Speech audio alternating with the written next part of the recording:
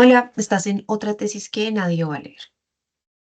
Hoy vamos a estudiar o a explorar la depresión en el arte con dos casos de estudio. El primero es el pintor español Francisco de Goya y el segundo es el rapero estadounidense Biggie Smalls. Pero primero, para alinear conceptos, ¿qué es la depresión? De acuerdo con la RAE, la depresión es un síndrome caracterizado por una tristeza profunda y por la inhibición de las funciones psíquicas, a veces con trastornos neurovegetativos, es decir, es un trastorno que no solo afecta a la mente, sino que también puede afectar otras funciones del cuerpo, como el sueño, la capacidad para comer u otras funciones que afectan el día a día de las personas. Ahora, si bien la depresión es un concepto que en este momento es muy popular en nuestra sociedad, en realidad no es un concepto para nada nuevo. Es un concepto del que se viene hablando desde la antigüedad, en el 400, casi en el 460 antes de Cristo. Alguna de las primeras personas en nombrarlo es el médico Hipócrates, quien lo llamaba en ese momento melancolía. Unos siglos más adelante, Robert Burton, partiendo de ese concepto de melancolía, empieza como a tipificar o por primera vez a organizar y hablar de los síntomas asociados a esa melancolía en un libro que se llama La anatomía justo de la melancolía. Siglos después, en 1899, nace el término, oficialmente el término depresión, en ese contexto de psiquiatría y nace de la mano de Emil Kraepelin, quien hoy se considera o quien se considera uno de los padres de la, de la psicología o de la psiquiatría científica moderna. Unos años después, no muchos años, en 1917, Freud también, digamos que se suma al entendimiento de la depresión y para él dice que es un conflicto emocional, es decir, que es un conflicto entre dos pensamientos o dos emociones que está teniendo una persona. Y esto es bien interesante porque, digamos que se antepone a lo que decía Emil Kraepelin, quien dice que la depresión tiene más bien orígenes biológicos y genéticos. Hoy, digamos en la actualidad, la DSM-5, que viene siendo como, digamos, la cartilla para diagnosticar los trastornos científicos, la cartilla oficial, llamémosle, este DSM-5 hoy define la depresión como un trastorno que en realidad tiene muchos factores, es decir, no solamente tiene un origen o un conflicto emocional, sino que también puede tener unos factores genéticos, unos factores biológicos y que todo esto es más bien un sistema que cuando se ve afectado, pues aparece la depresión. Ahora, ya teniendo claro eso, pues ahora sí vamos a entrar en materia a lo que vinimos. Vamos a hablar de la depresión en la obra de Goya. Breve contexto, Francisco de Goya, pintor español, nacido en 1746 y que muere en 1828, y es uno de los pintores más influyentes de toda la historia en el arte europeo. Durante su vida, o al final, hacia el final de su vida, Goya empieza a volverse sordo gracias a una enfermedad o debido a una enfermedad que sufre. Y algunas de las teorías que surgen es que las pinturas tenían un plomo que termina volviéndolo sordo, ¿no? Sin embargo, lo que sucede alrededor de esto es que esa sordera o esa enfermedad se volvió algo que influyó muchísimo en su obra y es algo que lo lleva a pintar las pinturas negras, que es lo que vamos a explorar el día de hoy. Dentro de ese contexto de las pinturas negras y también las pinturas asociadas a la guerra, Goya se permitió explorar temas como la locura, como la violencia, como la depresión, y vamos a ver cómo esas obras reflejan algunas de las más oscuras condiciones de la naturaleza humana. Vamos entonces a explorar a Goya justamente con sus pinturas negras. Estas pinturas negras se pintan en un periodo aproximado de 3 años, entre 1820 y 1823, y es una serie de pinturas y llamémosle más que pinturas murales, que Francisco de Goya pinta en su casa antes de la enfermedad o de la, digamos, de las últimas fases de la enfermedad que lo termina llevando a la muerte. Digamos, este lugar que es su mansión, que curiosamente tiene el nombre de la mansión del sordo, y no solamente por él, sino que el dueño anterior, curiosamente, el dueño al quien Goya le compró la casa también era un sordo. Estas pinturas están pintadas sobre la técnica de óleo al seco, es decir, estas pinturas tenían yeso y encima de ese yeso Goya empieza a pintar esta serie, ¿no? Algunas de las pinturas más famosas o más icónicas son Saturno devorando a sus hijos, en el que se habla, o digamos que se interpreta como ese poder de la autodestrucción y también el miedo que estaba teniendo Goya a perder el control, y no solamente Goya, sino también en el contexto político, lo que estaba sucediendo con toda la invasión napoleónica en España. La segunda pintura se llama Dos viejos comiendo sopa Y esta pintura se interpreta como el miedo que tenía Goya a la vejez y como el miedo que tenía Goya a esa debilidad y a esa descomposición que estaba viviendo con los años y esa descomposición de su misma salud como tal. Esta obra es súper interesante y es la Romería de San Isidro. La Romería de San Isidro muestra también un poco la evolución o el camino hacia la oscuridad que va siguiendo Goya a lo largo de sus años. La primera versión que vemos acá arriba es una versión pintada en 1788 y está mostrando también cómo esa romería de San Isidro está sucediendo, pero en unos colores mucho más claros. Todo el mundo está vestido de blanco. Se ven muchas mujeres jóvenes a lo largo de la obra. La gente está departiendo, hablando, feliz. Luego vamos a la misma pintura, pero es 1820 y es estas personas atravesando la romería en medio del sufrimiento, la oscuridad, digamos que los colores son totalmente diferentes, es una paleta súper oscura, ¿no? Las expresiones de las personas muestran el sufrimiento o dolor. Aquí también Goya está intentando hablar o criticar mucho la decadencia de la moral y también por eso se ve como esa anteposición de un Goya más joven versus un Goya más viejo que es mucho más crítico de la sociedad supersticiosa española y que también está intentando mostrar como esa contraste entre la festividad y la religiosidad, pero también lo superficial y oscuro de, digamos, de la romería como tal. Esta es una pintura que también es una de mis favoritas, pero es una pintura entre comillas simple y alrededor de ella hay muchísimos mitos. Se cree que en esta mancha antes hubo alguna persona o hubo otra pintura, pero digamos que no se ha logrado comprobar. Esta pintura se llama El perro semihundido y esta pintura también me parece muy interesante porque intenta expresar, no digamos que el análisis, dice que intenta expresar como esa lucha inútil que también representa como no solo a la sociedad española de la época, sino al mismo Goya, que está intentando luchar contra esa enfermedad, pero son las fuerzas del destino y nadie puede luchar contra las fuerzas del destino. Es como un perro enterrado en el barro o en las harinas movedizas que por más que intente mover sus patas y salir, pues nada, termina hundiéndose cada vez más. Esta última también, el aquelarre, es una pintura de alrededor de 14 metros, entonces imagínense usted con ese fresco en la sala de su casa, ¿no? Con esa pintura así en el comedor de su casa todas las noches cenando con semejante pintura. Es una pintura que explora el miedo colectivo y que de nuevo vuelve a criticar las supersticiones populares de la sociedad española de la época, una sociedad que está sumergida en unas creencias muy irracionales, que está sometida también a los abusos de la Inquisición y que también al final se sumerge en el caos, en una locura que le impide pensar de forma clara. Las pinturas negras se pintan entre 1820 y 1823 y luego Goya muere en 1825.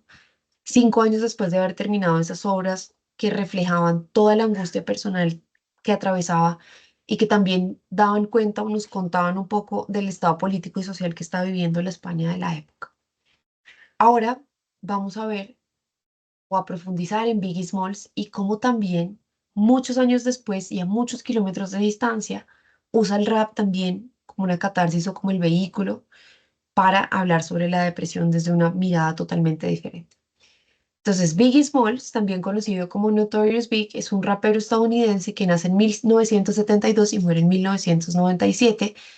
Nace en Brooklyn en un contexto rodeado de pobreza, de violencia, y esto al final es una de las cosas que más termina marcando su obra y sus letras. A través del rap, Biggie no solamente habla del éxito, y eso es una de las cosas que lo hace más interesante, porque en ese momento el rap hablaba del bling bling, de las drogas, de las mujeres, y él da un paso como a un lado y también usa el rap para hablar de la lucha interna que estaba atravesando, de la depresión, del miedo que tenía a la muerte, pues porque nació y creció en un contexto donde la muerte era, digamos, un amigo cercano. Curiosamente, a pesar de su muerte y de todo lo que narran sus álbumes, no sé si era una declaración probablemente de su futuro o una manifestación de su mismo futuro, pero Biggie es asesinado en 1997, muy pocos años después de, digamos, de haber salido de la fama con su primer álbum que fue en 1994, y es asesinado a los 24 años, muy, muy joven. Sin embargo, a pesar de que muere muy joven, tuvo un impacto grandísimo en el rap y la cultura del hip hop como tal, impacto que hoy sigue siendo relevante para las personas o las nuevas generaciones que quieren o siguen haciendo rap. Su primer álbum en 1994, uno de sus primeros, digamos, como ya, como álbum como tal, es el Ready to Die. uno de los álbumes más icónicos, cuyo último track es Suicidal Thoughts. Entonces, Suicidal Thoughts es uno de los temas más icónicos y que queremos profundizar hoy porque es un tema que habla o materializa perfectamente la depresión. Notorious Big en esta llamada que también, perdón, en esta canción que también canta con Puff Daddy, está interpretando una llamada, ¿no? Entonces imaginémonos que son las 12 de la noche o es la madrugada y su mejor amigo lo llama. Usted contesta el teléfono y su mejor amigo le dice lo siguiente.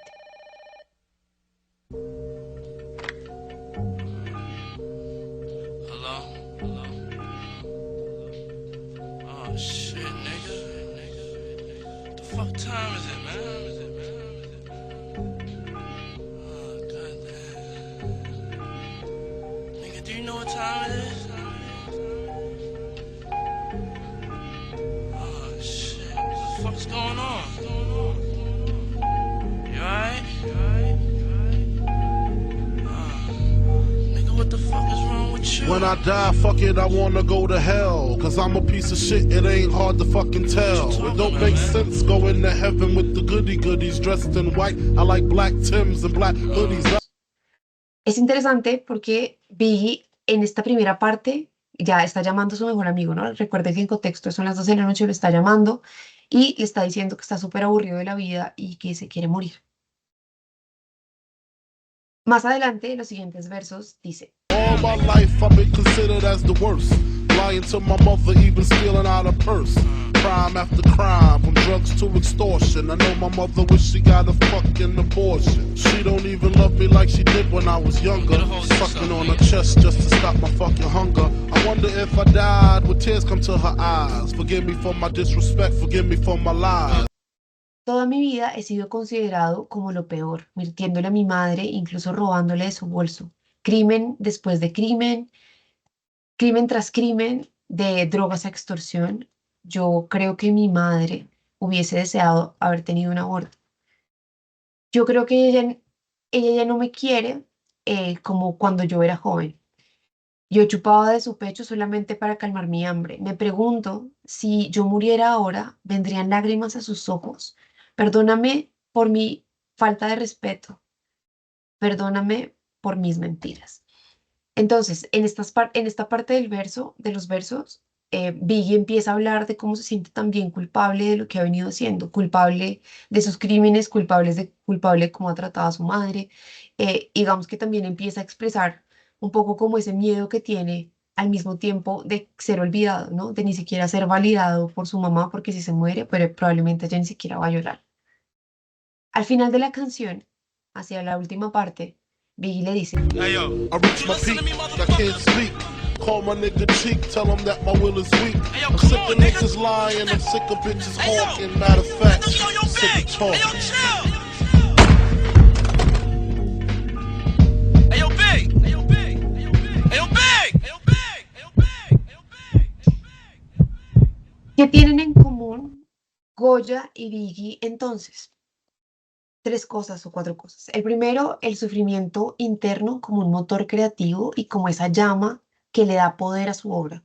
Goya, en el contexto de la pintura, creando las pinturas negras justo después de que cae enfermo y como las pinturas se vuelven también, o como ese dolor también se vuelva, y el dolor y el sufrimiento y el aislamiento se vuelven el motor que lo llevan a pintar esa obra, digamos, a lo largo de su mansión.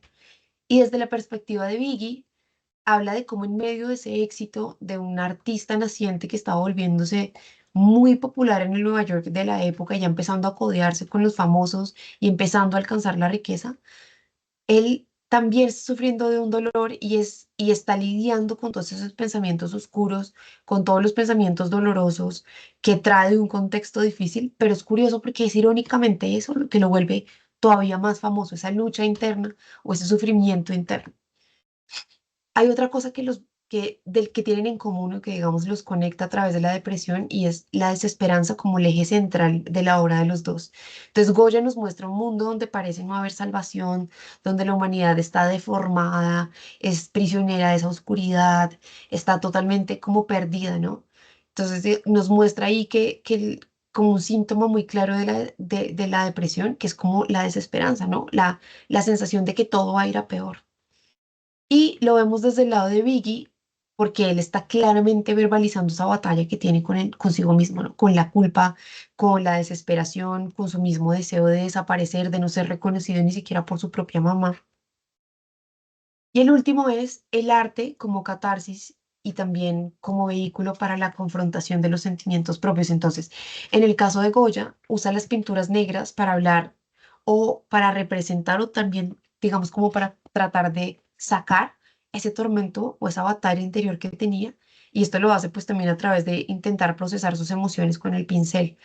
La obra es también cruda, las pinceladas son gruesas, ¿no? Entonces nos lo podemos imaginar en medio de las crisis así tirando como esas pinceladas. Y desde el lado de Biggie, pues su canción Suicidal Thoughts es una confesión pública de una lucha interna, ¿no? Entonces es también usar ese arte como para mostrar que él estaba teniendo una purga emocional, una purga interna, y su vehículo en este caso no es un pincel, sino son las palabras y son los beats. Pensamientos finales o food for thought para que nos quedemos como con unas preguntas y también nos hagamos unas preguntas nosotros como espectadores, ¿no? Entonces, ¿es el arte, digamos, una forma de inmortalizar el dolor o el arte también es una forma no solo de inmortalizarlo, sino también de purgarlo, de liberarse del dolor, de sacarlo? Y en ese sentido, ¿es el arte de verdad un vehículo para liberarnos de nuestra propia oscuridad? Al momento de plasmarla, podemos sacarla y quizás evitar que eh, digamos, que se apropie de nosotros esa oscuridad y nos lleve a la depresión. Hay otro en este contexto de nosotros como espectadores y es que dice de nosotros como sociedad que encontremos belleza o que se valga tan popular el sufrimiento ajeno, como en el caso de Goya, como en el caso de Biggie, ¿no? Porque en el caso de Goya las pinturas se vuelven famosas después al conocer el contexto en el que han sido pintadas, contexto que pues no puede hablar más de dolor, ¿no? Y en el caso de Biggie pues también. Lo que hace que Biggie sea popular es que habla del dolor, de la muerte, de la depresión. ¿Por qué encontramos bello? ¿Por qué encontramos tanta afinidad con el sufrimiento ajeno? Bueno, también es como nos sentimos entonces de pronto más identificados con el sufrimiento que con la felicidad en algunos casos. Y ahora no nos vayamos tan a la obra de Biggie y de Goya tan atrás, sino vengamos digamos, a esta época y hablemos de cómo ahora el dolor publicado en las redes sociales está buscando empatía o solamente se usa como vehículo para buscar validación del otro. En ese sentido, ¿será que Goya y Biggie también solo estaban buscando validación de sus pares? Y otra pregunta también que nos lleva a este contexto y que nos invita a pensarnos si es que la depresión y el dolor hoy para las generaciones que vivimos en las redes sociales ya no son más una experiencia humana, sino son simplemente contenido que hace que ganemos likes.